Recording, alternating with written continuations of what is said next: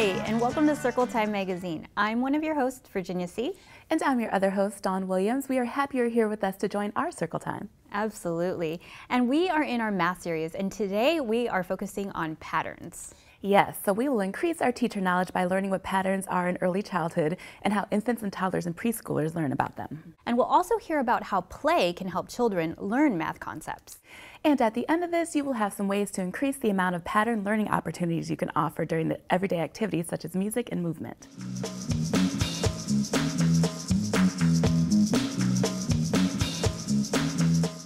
Now we are pleased to have Dr. Elham Kazemi join us.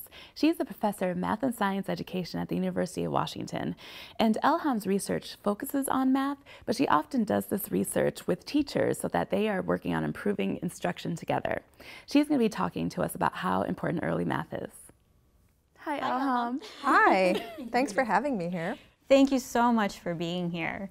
So we know that you've done some research on math in elementary school.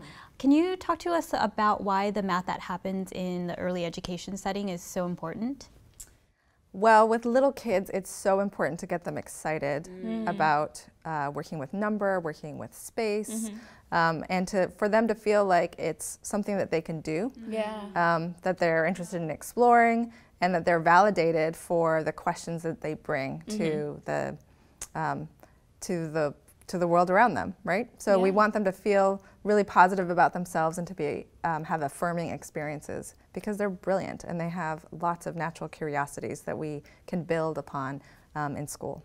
And we want that to last, right? We want them to take that to elementary school so they still have that love and excitement for learning once they get to standardized testing time. That's right, absolutely. So could you tell us a little bit about why play is so important to learning early math? Well, play is the way young children learn, right?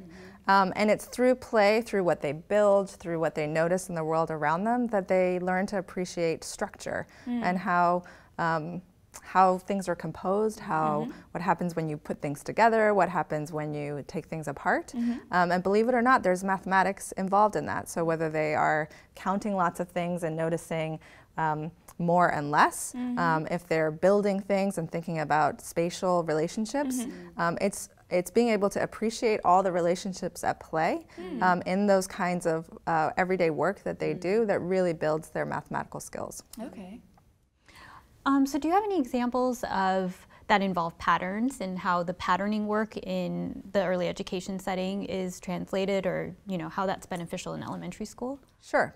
I think naturally children will play with things, build things that where they'll notice things, right? So what we want to do is help them describe what they build so that they can talk about the patterns that they're noticing, right? So let's say they've played with their pattern blocks and they've built something like this, right?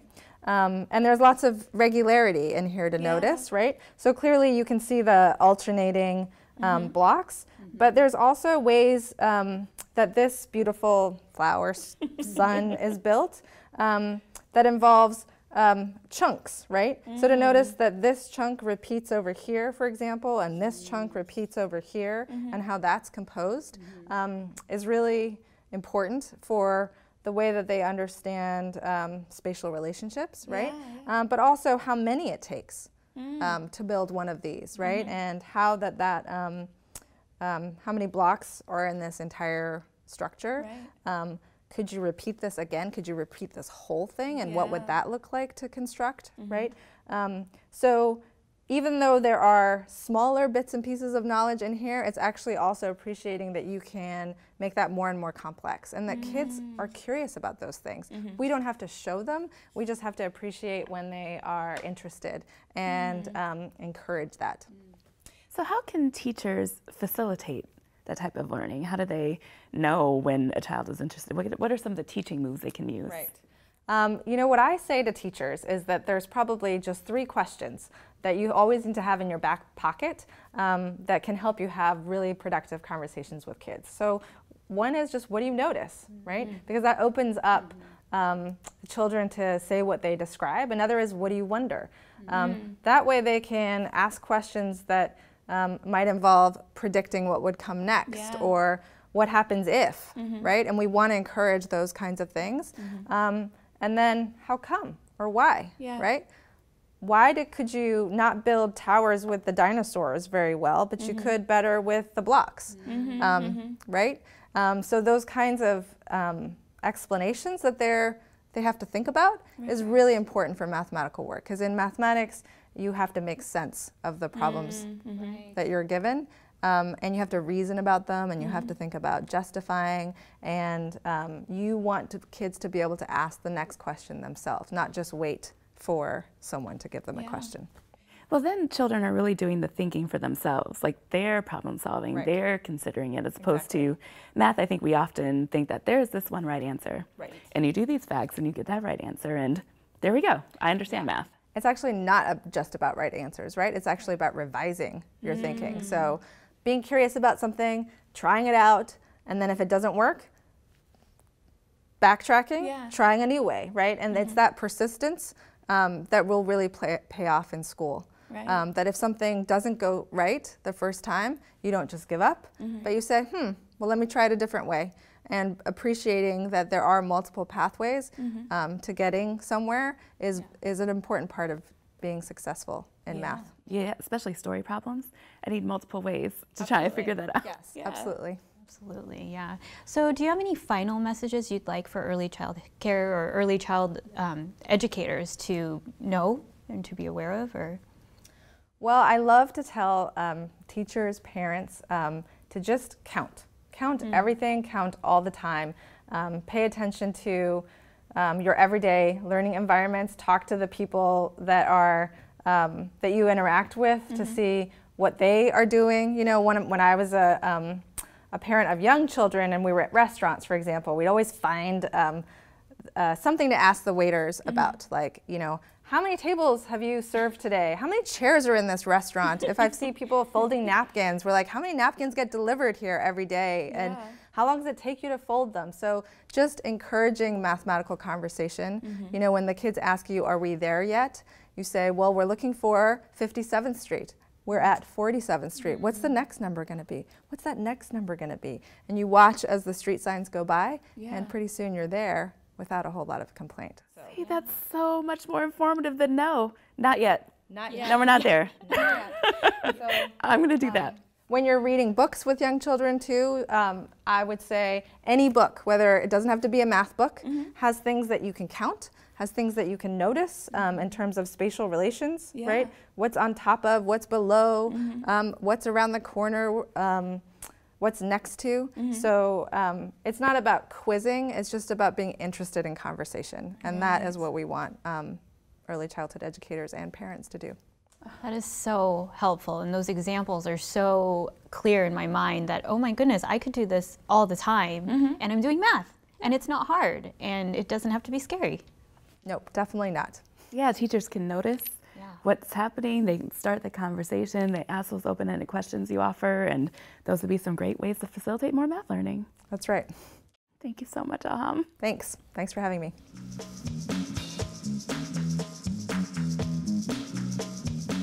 Now it's time for Circle Time Magic. Let's take a look at this video where the teacher incorporates patterns into his Circle Time activity.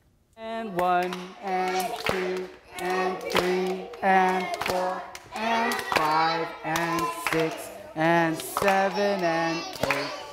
And 1, and 2, and 3, and 4, and 5, and 6, and 7, and 8. Finger tapping. And 1, and 2, and 3, and 4, and 5, and 6, and 7, and 8. And 1, and 2, and 3, and 4, and 5, and 6, and 7, and 8. Now, Angel, twiddle your thumbs. Twiddle your thumbs. And 1, and 2, and 3, and 4, and 5, and 6, and 7, and 8. And 1, and 2, and 3, and 4, and 5, and 6, and 7, and 8. So the teacher does several really great things in this circle time. He starts the pattern quickly as soon as the kids sit down for circle. He engages them right away in a music and movement activity, and he gets them their hands active so they are ready and engaged and ready to go. And he does the pattern slow, then fast, and the kids are learning about different speeds. And doing this fast and slow, then quiet and loud are ways to regain or keep attention during circle. And then he also introduces new steps when the children begin to finger tap and twiddle their thumbs. This is the great thing about patterns. It makes it easier to introduce something new when it's added to a pattern that's already known or understood.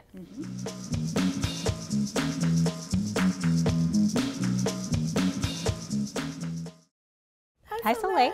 Hi, Virginia. Hi, Dawn. Thank you for being with us today. We want to know all about early childhood patterns.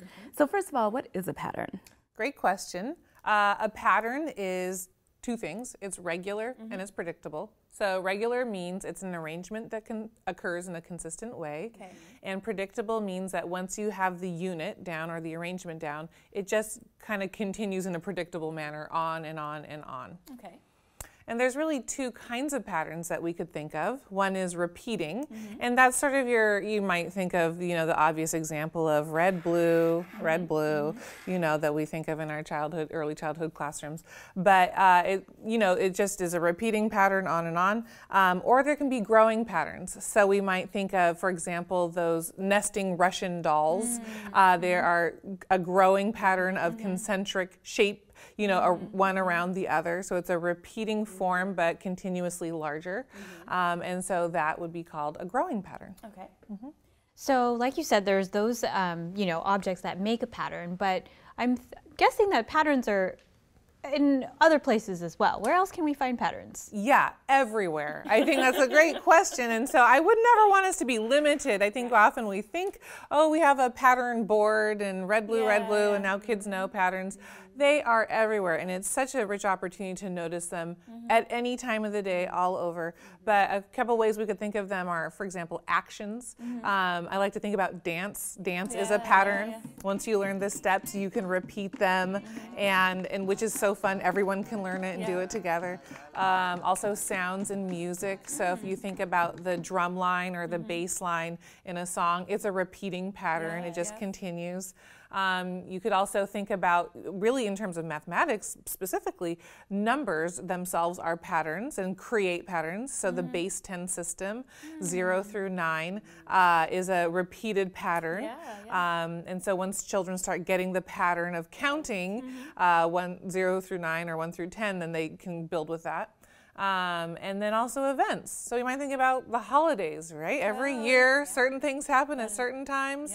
Back to school or your schedule even, and this is really important for infants and toddlers and preschoolers, that consistent schedule of events at school is a great way for them to get exposed to pattern and also helps them, once you know what's happening next, you can begin to recognize and participate in the pattern. Great. So how are children developing a sense of pattern? Right, that's another great question. And it is true that in pattern, just like in geometry or number or measurement, it starts early. So there's a pattern there, right? That's something, it's always going to start early.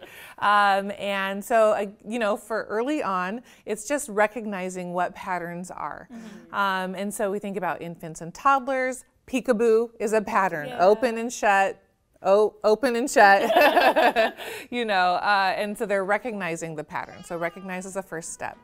And then it could be copying the pattern. So them doing it also with you is the next step. And then, next is describing the pattern. So the more often children participate in a pattern or recognize it and have lots of language with their, caregivers around it, the more they're able to use words to describe it. So we'll go back to our example with the shape blocks here. So maybe we have our square and our hexagon, and I'm choosing to focus on certain aspects. I'm not talking about the color, I'm talking about the shape. So I have a square, a hexagon, and a triangle, and I'm gonna, this will be a repeating pattern, square, hexagon, triangle. And so once children are able to recognize and see this, at a certain point they're able to describe it. I might ask a child, could you read the pattern to me? Could you describe to me what this pattern is?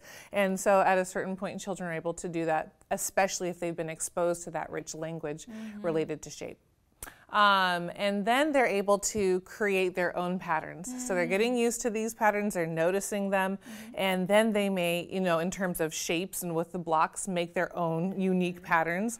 Or I think it's really fun to invite children to make patterns with sound or music. So hear a rhythm, repeat it, and then what's your rhythm going to be? And then finally, they're really able to extend patterns. And so that's to identify a pattern. And again, it's easy to demonstrate with shapes here. So they may make their own. And then they might get interested in really extending it as far as they possibly can to just see what does that look like when you extend the pattern as long as you could with all of your materials or all of your time or whatever. So they're really going to extend that pattern as well. And that is so helpful to know that patterns really can be a way to scaffold, and so there's new learning that can happen because of its predictability and consistency. Yeah, I think that the beauty of a pattern is it is so predictable. It creates a sense of security, and so children are able to kind of grow with it and own it themselves too, and be really competent once they start noticing patterns and can repeat them themselves. And it's really everywhere, so you can do it anytime without materials even. Absolutely, you can always notice patterns. Thank you so much. Thank you.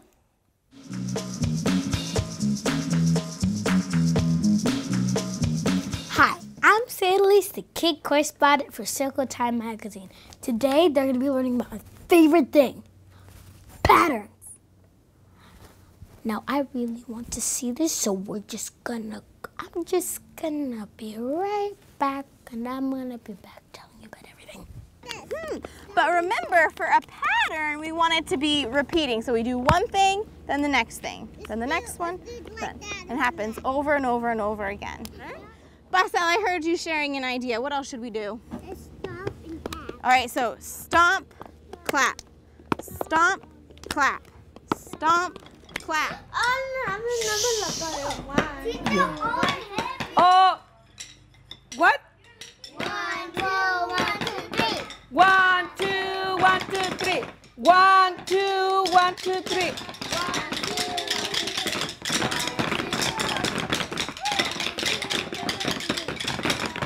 Oh, stop. He's your brain, Montana. He remembers. He remembers.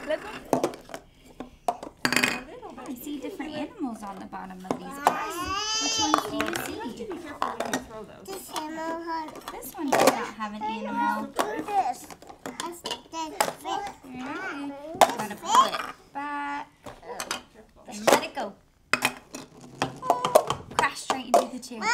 Here, let's drive it back to Wyatt. Wyatt, stay over there. We'll drive it back to you. Premier, can you hold it?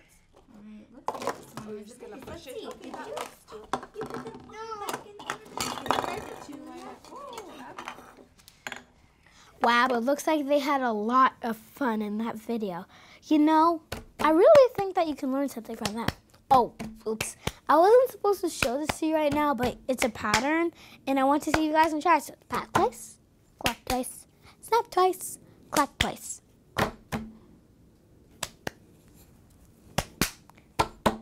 And I hope you can try it too. Bye!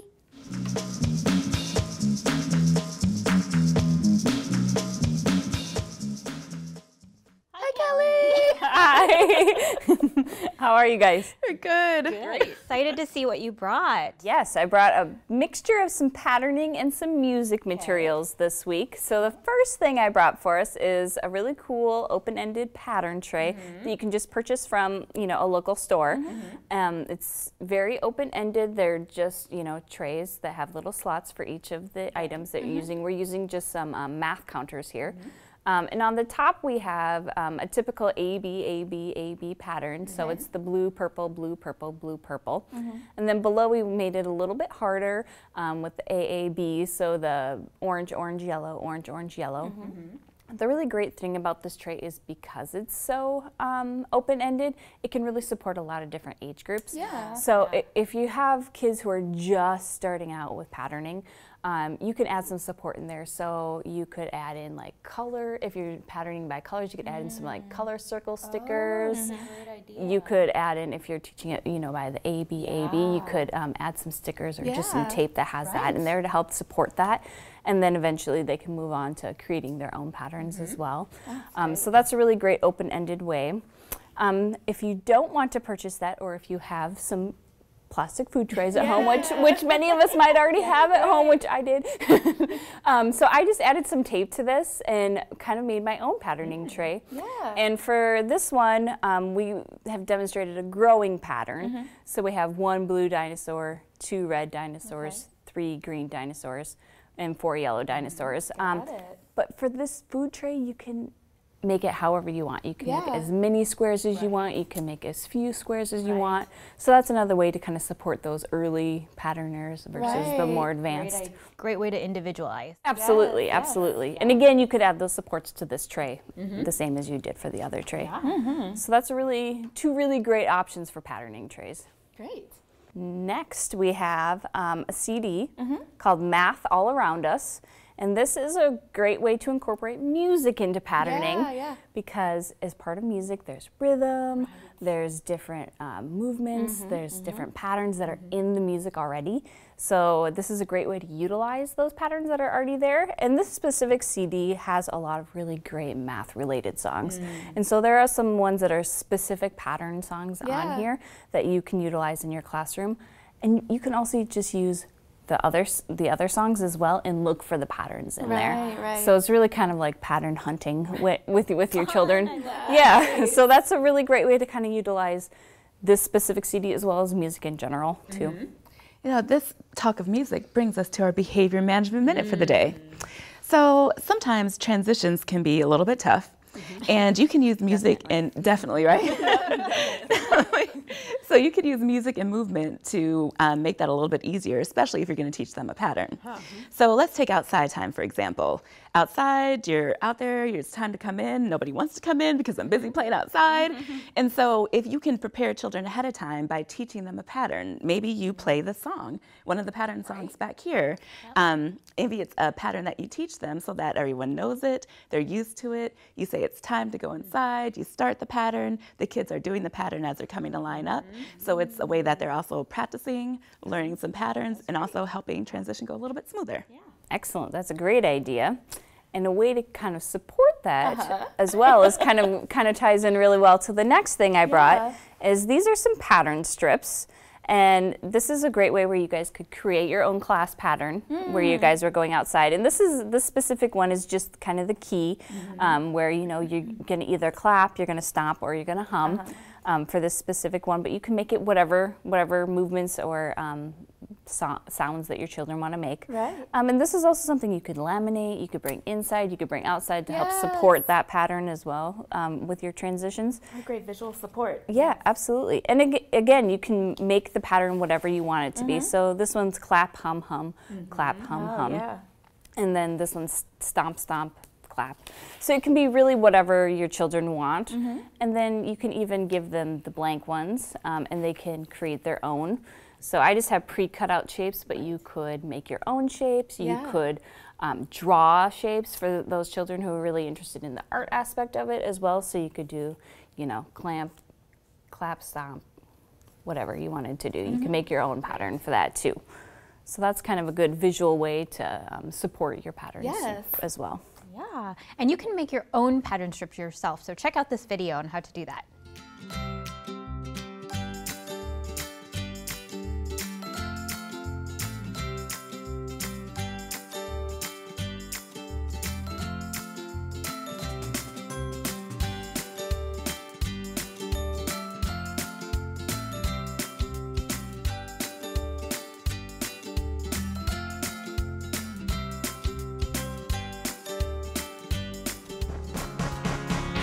Everybody let's slap, slap, clap. Everybody let's slap, slap, clap. You can do it now, slap, slap. The next thing I brought is some fun egg shakers. Right, we gotta all shake them. So for the egg shakers, another great way to use these is to Again, do it along with music, finding those patterns that you can hear already in music, creating your own patterns, shaking, you know, once, twice. You can shake it up high, you can shake it down low. So kind of different ways that you can do those patterns.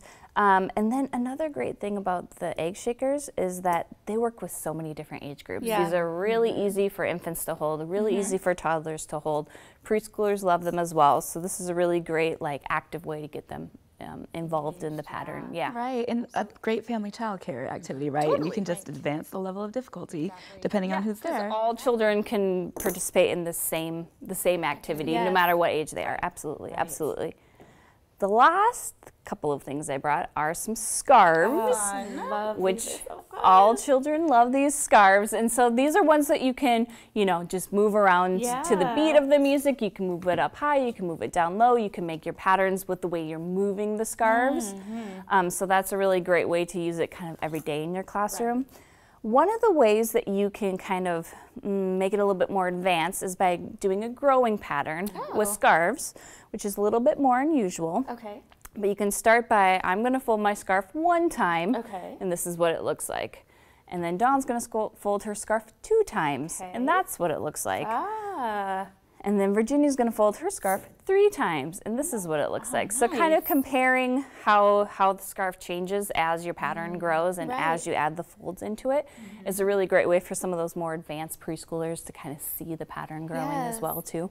Oh, Kelly, that's so helpful to highlight all the ways that you can use music and movement to practice some patterns and just utilizing the materials that you might already have. You might already have some of these things. Yep, absolutely. Thank you. Of course, absolutely.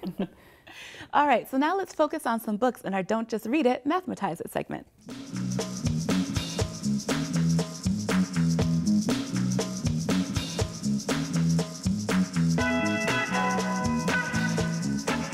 Hi, Kristen. Hi, Dawn. Hi, Virginia. How are you? Great. Good. Thanks for having me today. Absolutely. I'm super excited to show you what I have because I have lots of fun books that teachers, caregivers, family child care providers will really want to read in their classrooms. And a lot of these might be familiar already. Some of them. Although not all of them. So the first one I want to read to you is, or show you, is The Napping House. The Napping House is a great pattern book. It's a rhythm, it's a pattern. It's called, it has a growing pattern from what I've, right? So, so first Granny's tired, she takes a nap. Little boy gets tired, he takes a nap on top of Granny. Then the dog, then the cat, then the mouse. So it's really fun for children. Of course, the bed breaks at the end, they all go flying, it's really fun. So they're able to visualize the growing pattern in there. Exactly, exactly. The pictures are phenomenal. It's a very fun book. Yeah. Awesome. All right, so this book got me thinking with the patterns, with the growing patterns, about oral storytelling. So I don't have a book, of course, to show you because oral storytelling doesn't need a book. It's telling a story that is based on patterns, based on rhythm, right? And maybe changing the words a little each time. Oh, like going on a bear hunt. Going on a bear hunt. That's exactly what we're talking about. Exactly, going on a bear hunt. You don't need a book for that. You can chant it, you can clap it, but you remember the pattern and you remember the rhythm, right?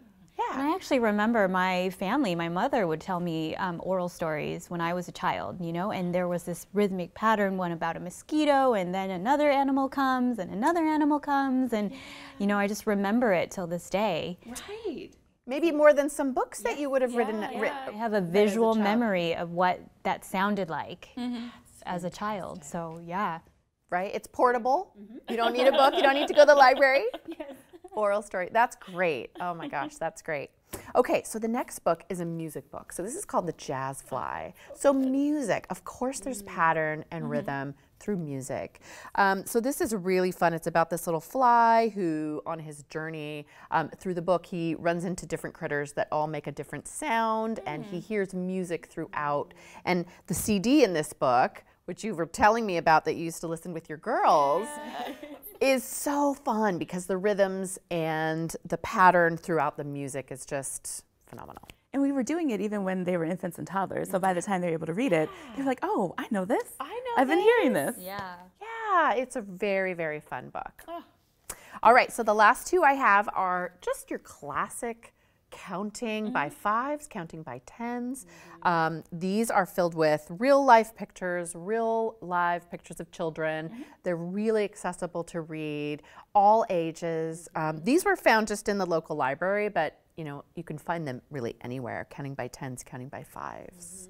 So. Yeah, and what a great, you know, working with patterns, but a great precursor to multiplication with skip counting, and again, can use it with infants, with toddlers, just by talking about it with infants, and then as they progress in their skill level. Absolutely, absolutely. It's really great. I mean, counting by 10s is very fun to do, right? Yeah, I can get to 100 so fast. You can get to 100 in a second. Yeah, it's great. It's really great. So I have a book too. Surprise! I brought a book I couldn't resist. This is the first book of rhythms by Langston Hughes from 1954. So if Langston Hughes is one of our great American literary geniuses, and he was quite prolific during the Harlem Renaissance. He was one of our great African-American poets, writers, civil rights activists. So he also wrote children's books. It's so great.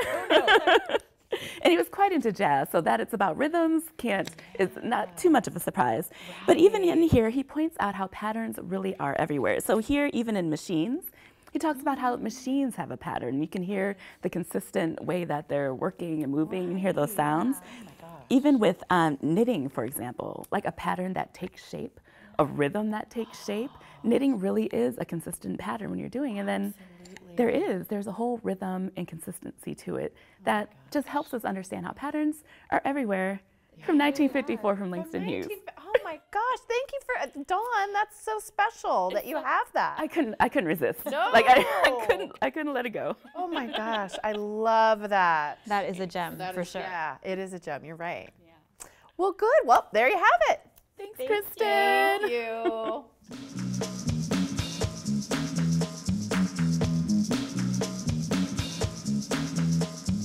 Hi, Heather. Hi, Dawn. Hi, Virginia. How are you? Good. How are you? I'm doing great. Thank you. We're excited to see what kind of tips you have for us today. So am I. I'm already getting better. My resiliency is increasing.